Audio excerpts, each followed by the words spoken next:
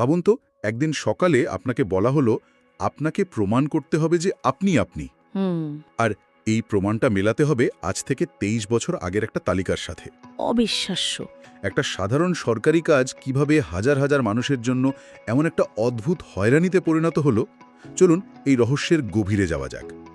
আজকে আমরা পশ্চিমবঙ্গের একটি বিশেষ পরিস্থিতি নিয়ে আলোচনা করছি। আমাদের হাতে যে উৎসটি রয়েছে তার শিরোনাম the identity tax, Bengal struggle against bureaucratic redundancy. Identity tax, বাহ, বেশ ইন্টারেস্টিং তো। হ্যাঁ, লেখক এই পুরো ব্যাপারটাকে একটা অদ্ভুত কর বা ট্যাক্সের সাথে তুলনা করেছেন। পরিচয় কর। আপনাকে টাকা দিতে হচ্ছে না, কিন্তু আপনার মূল্যবান সময়, শক্তি আর মানসিক শান্তি দিয়ে এর দাম চোকাতে হচ্ছে। ঠিক। এই লেখাটি নির্বাচন কমিশনের একটি বিশেষ পরিচয় যাচাই প্রক্রিয়াকে কেন্দ্র করে তৈরি হয়েছে, যেখানে নাগরিকদের অস্তিত্বকেই প্রশ্নের মুখে ফেলে দেওয়া হচ্ছে। ঠিক তাই। আর এই পরিচয় কর শব্দটা কিন্তু খুব গুরুত্বপূর্ণ। এটা শুধু একটা শব্দের খেলা নয়।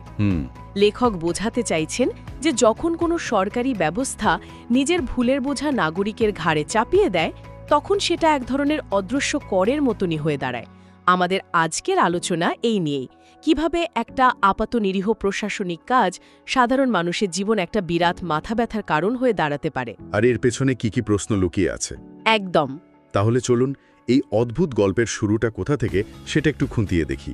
উৎসটিতে বলা হয়েছে নির্বাচন কমিশন ভোটার তালিকা সংশোধনের জন্য একটি বিশেষ পরিচয় যাচাইয়ের কাজ শুরু করে। আচ্ছা। নিয়ম অনুযায়ী পশ্চিমবঙ্গের নাগরিকরা ফর্ম পূরণ করে নিজেদের তথ্য জমা দেন।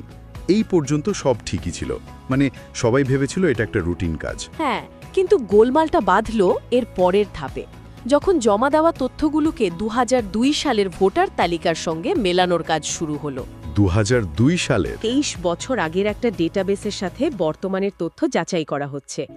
এখানেই প্রথম খটকা লাগে। কিন্তু আসল নাটকটা শুরু হয় এরও পরে। ঠিক কিরকম নাটক? খসড়া তালিকা প্রকাশের পর হঠাৎ করেই সিস্টেমের কর্তাদের মনে এক অদ্ভুত প্রশ্ন জাগে। লেখাটিতে লেখক প্রায় ব্যঙ্গ করেই প্রশ্নটা তুলে ধরেছেন, 2002 সালের ব্যক্তি আর 2025 সালের ব্যক্তি যে একই মানুষ, সেটা আমরা বুঝব কি করে? কি ভাবুন একবার, 23 বছর পরেই প্রশ্ন তোলার অর্থ কি? এর ফলে নাগরিকদের এখন নতুন করে এক প্রকার হলফনামা দিয়ে জানাতে হচ্ছে যে তারা দুটি আলাদা মানুষ নন, বা তারা কোনো ভূত প্রেত নন যারা অন্যের পরিচয় নিয়ে ঘুরছেন। নিজেরা 23 বছর ধরে ডেটা সামলে রাখতে পারেনি আর এখন দায়টা সাধারণ মানুষের। এটা তো অবিশ্বাস্য। লেখাটিতে কি কোনো নির্দিষ্ট উদাহরণ দেওয়া হয়েছে? একটা দুর্দান্ত উদাহরণ আছে যা পুরো পরিস্থিতিটাকে জলের মতো পরিষ্কার করে দেয়। বলুন তো।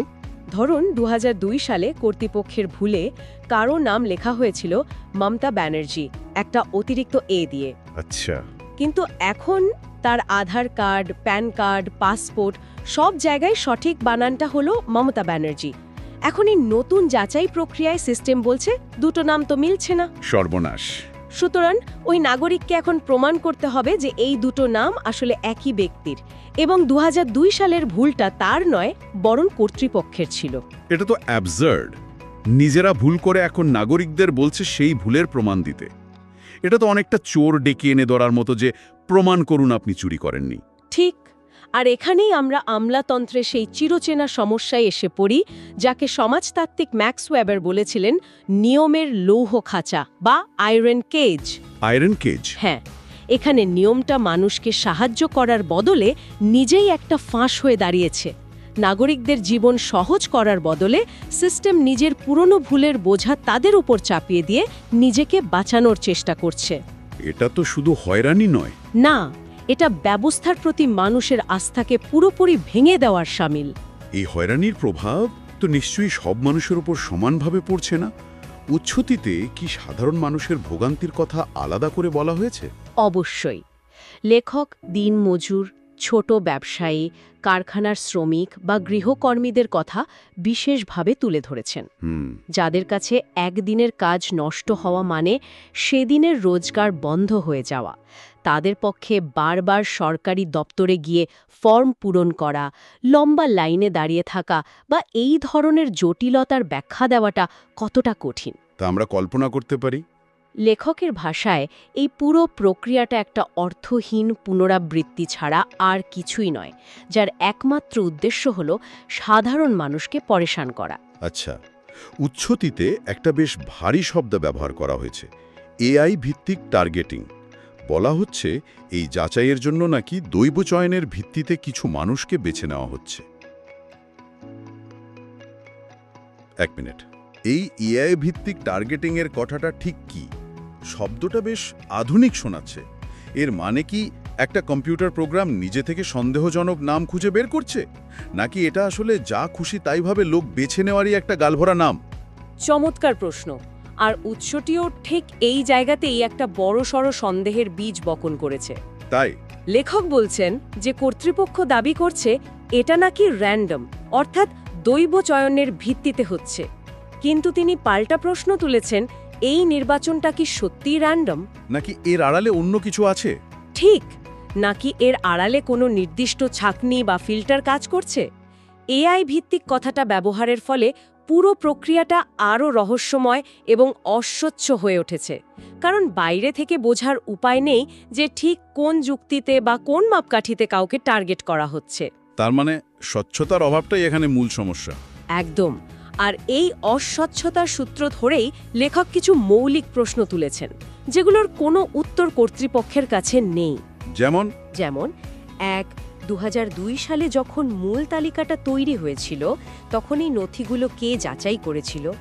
2000 নামের বানানে যে ভুলগুলো রয়ে গেছে, সেই ভুলগুলো করার জন্য দায়ী কে? আর 3 নম্বর? আর 3, সেই ভুল তথ্য সিস্টেমে আপলোডই বা কে করেছিল? এই প্রশ্নগুলোর উত্তর না দিয়ে 23 বছর পর হঠাৎ করে নাগরিকদের বলা হচ্ছে, অনুগ্রহ করে প্রমাণ করুন যে এই ভুলটা আপনার নয়। এর চেয়ে বড় শ্লেষ আর কি হতে পারে? তাই তো। দাঁড়ান, আমার মাথায় একটা বিষয় আসছে। উৎসটিতে কি বলা হয়েছে যে এই অদ্ভুত প্রক্রিয়াটা সারা ভারতেই চলছে, নাকি এর ভৌগোলিক কোনো সীমা আছে? এখানেই গল্পের সবথেকে গুরুত্বপূর্ণ এবং বিতর্কিত মোড়। আচ্ছা, উৎসটির দাবি অনুযায়ী এই বিশেষ ধরনের যাচাই প্রক্রিয়াটি শুধুমাত্র পশ্চিমবঙ্গের ক্ষেত্রেই প্রয়োগ করা হচ্ছে। শুধু পশ্চিমবঙ্গ? এটা তো একটা বিরাট বড় অভিযোগ। উৎসটি কি এর সপক্ষে কোনো প্রমাণ বা ডেটা দিয়েছে? মানে অন্য রাজ্যে এমন কোনো প্রক্রিয়া হচ্ছে না, এটা কি নিশ্চিত করে বলা হয়েছে? দেখুন, লেখাটিতে অন্য রাজ্যের সাথে তুলনামূলক কোনো ডেটা বা পরিসংখ্যান দেওয়া হয়নি, কিন্তু লেখকের বক্তব্য এবং লেখার সুর খুব স্পষ্ট।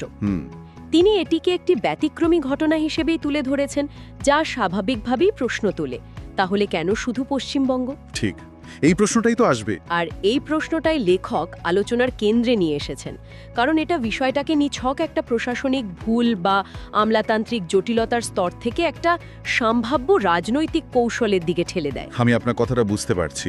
যখন একটা নিয়ম শুধু একটা নির্দিষ্ট জায়গার জন্য লাগু হয়, তখন স্বাভাবিকভাবেই তার উদ্দেশ্য নিয়ে প্রশ্ন ওঠে। একদম। আচ্ছা, এক মুহূর্তের জন্য যদি আমরা কর্তৃপক্ষের দিক থেকে ভাবার চেষ্টা করি, তাদের যুক্তি কি এটা হতে পারে না যে সময়ের সাথে সাথে জনসংখ্যায় অনেক পরিবর্তন আসে এবং একটা নির্ভুল ভোটার তালিকা তৈরির জন্য এই কষ্টটা জরুরি? যুক্তি হিসাবে তো এটা বলাই যায়। এটাকে কি নেহাতি একটা প্রশাসনিক পদক্ষেপ হিসেবে দেখা যায় না? অবশ্যই সেই যুক্তি দেওয়া যেতে পারে এবং সাধারণত দেওয়াও হয়, কিন্তু লেখকের পাল্টা যুক্তি হলো, যদি উদ্দেশ্যটা সত্যি একটা নির্ভুল তালিকা তৈরি করা হতো, তাহলে প্রক্রিয়াটা অনেক বেশি স্বচ্ছ এবং নাগরিক বান্ধব হতো। ঠিক, পুরনো ভুলের দায় নাগরিকদের ওপর চাপানো হতো না। আর সবচেয়ে বড় কথা, এটা শুধু একটা রাজ্যের জন্য বিশেষভাবে ডিজাইন করা হতো না। যখন একটা প্রশাসনিক কাজ ব্যতিক্রমী হয়ে ওঠে, তখন তার উদ্দেশ্য আর নিছক প্রশাসনিক থাকে না। উৎসটি অন্তত সেদিকেই ইঙ্গিত করছে। তাহলে এই পুরো ঘটনার প্রেক্ষিতে পশ্চিমবঙ্গের সাধারণ মানুষের প্রতিক্রিয়াটা ঠিক কী রকম? লেখাটি এ বিষয়ে কি বলছে? তারা কি বিভ্রান্ত নাকি ভীত? লেখকের মতে কোনোটিই নয়। কোনোটিই নয়? হ্যাঁ, তিনি বলছেন পশ্চিমবঙ্গের মানুষ এই ঘটনায় বিভ্রান্ত বা ভীত নন, বরং তারা এর পেছনের উদ্দেশ্যটা খুব ভালোভাবে বুঝতে পারছেন।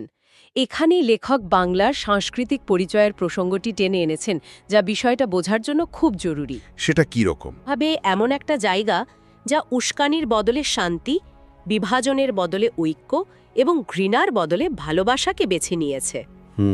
এই যে একটা জটিল, হয়রানিমূলক আমলাতান্ত্রিক প্রক্রিয়া, লেখক এটাকে একটা উস্কানি হিসেবেই দেখছেন।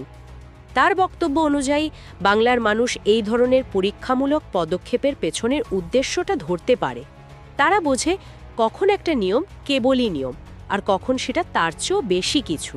তাহলে লেখকের মতে এই হয়রানিটা শুধু একটা ভুল নয়, এটা একটা পরীক্ষাও বটে। দেখা হচ্ছে মানুষ কিভাবে প্রতিক্রিয়া জানায়। অনেকটা সেরকমই। লেখাটির শেষে তাই একটা খুব স্পষ্ট আহ্বান জানানো হয়েছে। কি সেই আহ্বান? লেখক বলছেন এই প্রক্রিয়া, এই অসুবিধা এবং সাধারণ পরিবারগুলোকে যে হয়রানির শিকার হতে হচ্ছে, সেই অভিজ্ঞতাটা যেন সবাই মনে রাখে। তার মতে এই স্মৃতিটাই ভবিষ্যতের পথ দেখাবে। তার মানে এর জবাব অন্য কোথাও দেওয়ার কথা বলা হচ্ছে। হ্যাঁ, এই হয়রানির জবাব কোনো তর্ক বা বিতর্কে নয়, বরং অন্য কোথাও দেওয়ার কথা বলা হয়েছে। আর সেই জবাবটা কি? একজন নাগরিকের হাতে থাকা সবচেয়ে শক্তিশালী হাতিয়ার, ভোট। ভোট। লেখকের বার্তা খুব পরিষ্কার। বাংলা তার নিজের পরিচয়ে জানে এবং এমন সরকারকেই বেছে নেবে যারা সেবা করে, বিভাজন তৈরি করে না। এখানে লেখক একটা আপাতদৃষ্টিতে নিরীহ প্রশাসনিক কাজকে সরাসরি নাগরিকের রাজনৈতিক চেতনার সঙ্গে মিলিয়ে দিয়েছেন। তার মানে প্রশাসন যখন হয়রানির কারণ হয়ে দাঁড়ায়, তখন নাগরিকের হাতে তার জবাব দেওয়ার সবচেয়ে বড় অস্ত্র হল ব্যালট বক্স। আর এই সংযোগ স্থাপনটাই কিন্তু লেখাটির সবচেয়ে শক্তিশালী দিক। সরকারের কাজ শুধুমাত্র নিয়মকানুন তৈরি করা নয়, সেই নিয়ম যেন নাগরিকের জীবনকে সহজ করে, জটিল নয়। যখন একটা সামান্য পরিচয় যাচাইয়ের কাজ মানুষের মনে এত বড় প্রশ্ন আর নিদবেরিয়া জন্ম দেয়, তখন বুঝতে হবে সমস্যাটা শুধু একটা ফর্মে বা একটা ডেটাবেসে নয়। সমস্যাটা আরও গভীরে। ঠিক।